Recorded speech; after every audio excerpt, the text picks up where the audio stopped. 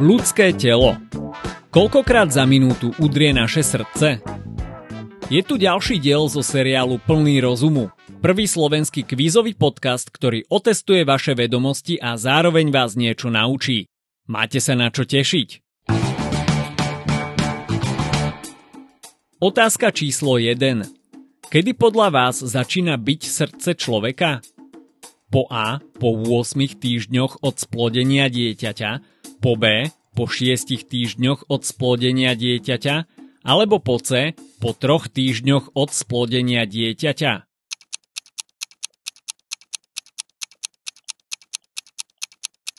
Správna odpoveď je C. Srdce začína byť v embryonálnom štádiu vývoja, čiže v období, kedy je dieťa v maternici. Tlkot ľudského srdca sa poprvý raz rozozvučí približne 21 dní po splodení.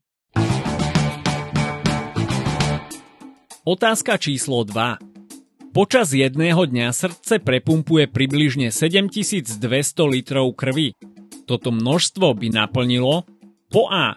35 kúpeľňových vaní, po B. 25 kúpeľňových vaní, alebo po C. 45 kúpeľňových vaní.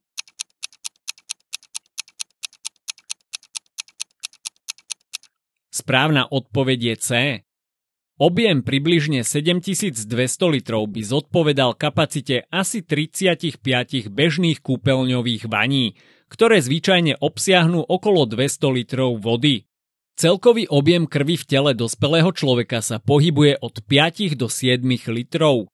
Pri odbere prichádzame zvyčajne len o 400 až 450 ml vzácnej tekutiny, čo zdravého človeka príliš neovplyvní. Strata viac ako 1,5 litra krvi však už môže mať fatálne následky.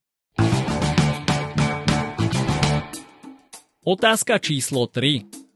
O koľko percent podľa vás smiech uvoľňuje cievy a zvyšuje prietok krvi? Po A o 15%, po B o 20%, alebo po C o 50%.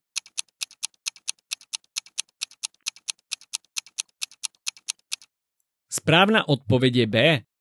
Smiech má pozitívny vplyv na kardiovaskulárny systém, vrátane uvoľňovania ciev a zvýšenia prietoku krvi. Počas smiechu sa uvoľňujú endorfíny, čo vedie k relaxácii ciev a zlepšeniu prietoku krvi. Otázka číslo 4. Viete, v ktorom roku vykonal kardiochirurg Christian Bernard prvú úspešnú transplantáciu srdca? Po A v roku 1921, po B v roku 1949, alebo po C v roku 1967.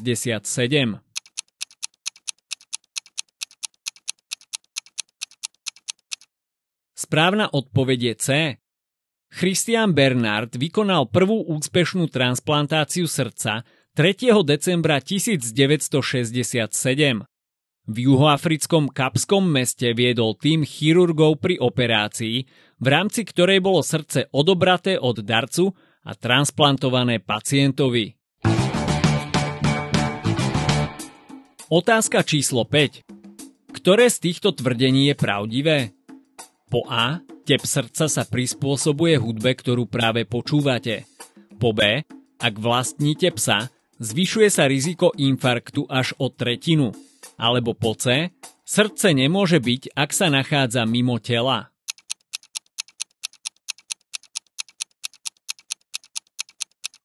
Správna odpoveď je A.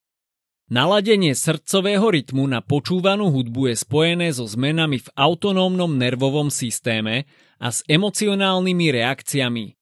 Hudba má výrazný vplyv na naše emócie a nálady a tým môže ovplyvniť aj niektoré fyziologické funkcie, vrátane srdcového tepu. Otázka číslo 6. Koľkokrát priemerne za minútu udrie srdce muža? Po A 50 krát za minútu, po B 80 krát za minútu, po C 100 krát za minútu.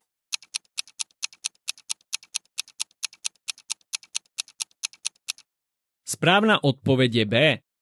Priemerný tep srdca muža sa pohybuje v rozmedzi od 60 do 100 úderov za minútu v pokojovom stave. Čiastočne závisí od individuálnych faktorov vrátane veku, fyzickej kondície, genetiky a ďalších. Otázka číslo 7. Zlomené srdce je syndrom, ktorý má podobné príznaky ako srdcový záchvat. Viete, čo ho spôsobuje? Po A nával kalcitonínu, po B nával endorfínov, alebo po C nával stresových hormónov.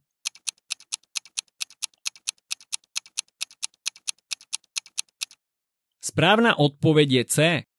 Symptómy syndrómu zlomeného srdca môžu pripomínať príznaky srdcového záchvatu a zahŕňajú bolesť na hrudi a dýchavičnosť. Na rozdiel od srdcového infarktu, v tomto prípade nie sú upchaté srdcové tepny a pacienti sa zvyčajne úplne zotavia v priebehu niekoľkých dní až týždňov. Otázka číslo 8. Čo tvorí ľudské srdce? Po A 2 predsiene a 2 komory, po B 2 predsiene a 3 komory, alebo po C 1 predsieň a 2 komory.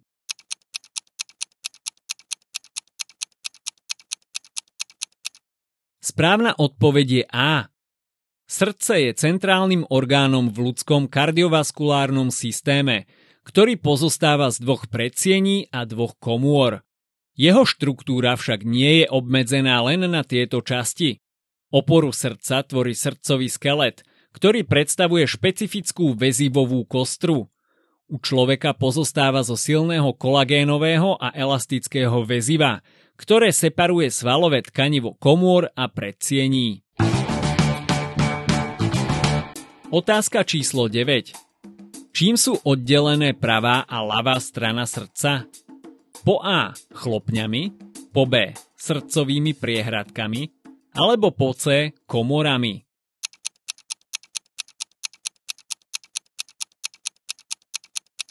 Správna odpoveď je B. Pri detailnom pohľade na srdce je možné tento orgán rozdeliť na pravú a ľavú polovicu, a to prostredníctvom srdcových priehradiek. Prvá z nich je známa ako predsieňová priehradka oddelujúca predsiene srdca. Druhá tvorí komorovú priehradku, ktorá oddeluje komory srdca. A na záver otázka číslo 10. Najťažšie srdce má modrá veľryba. Tipnete si, koľko jej srdce váži? Po A 200 kg, po B 50 kg, alebo po C 400 kg.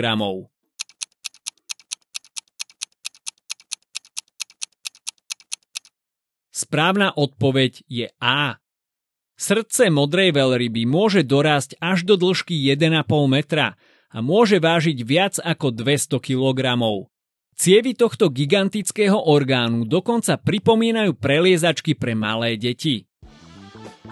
Podcast Plný rozumu vám prináša lifestyleový online magazín Plný elánu.sk, kde nájdete zaujímavé články.